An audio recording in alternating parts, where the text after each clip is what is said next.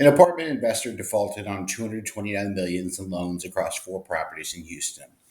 The lender foreclosed on 3,200 units when the group could no longer make the mortgage payments.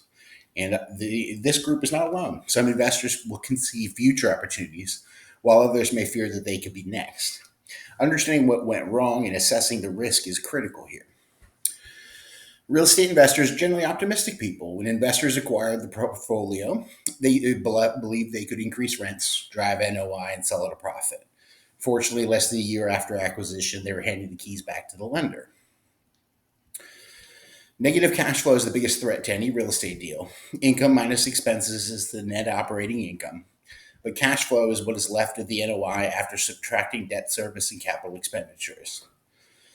As investors, we must understand the projections for each of these items and recognize where there may be risk or vulnerability. Income. Investors look for high income properties to cover expenses, debt service, and capital expenditures while still delivering favorable terms. Rent collection can be problematic, especially for lower class assets.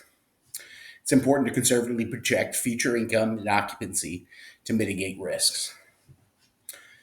Expenses. Operators assume expenses will remain flat from previous ownership, but insurance and taxes may increase.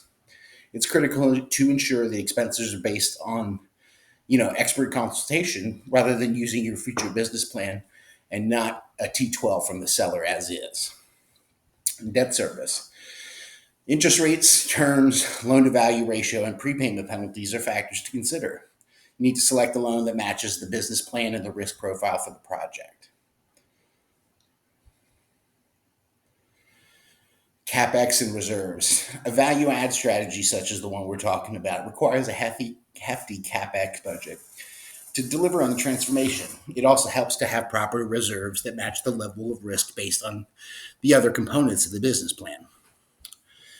Investors must troubleshoot what could go wrong with the deal and decide how to mitigate these issues moving forward. The goal is not to brainstorm every doomsday scenario, but to evaluate your potential exposure. Identifying risks and finding options to mitigate them is key to success. Taking a neutral approach to evaluating and assessing risks is very important.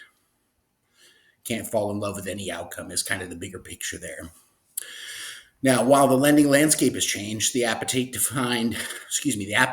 find value remains strong.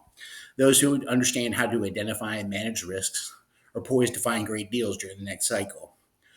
For example, those 3,200 units were sold at auction to a New York group for $197 million, estimated to be at least 30% less than what the previous owners just paid.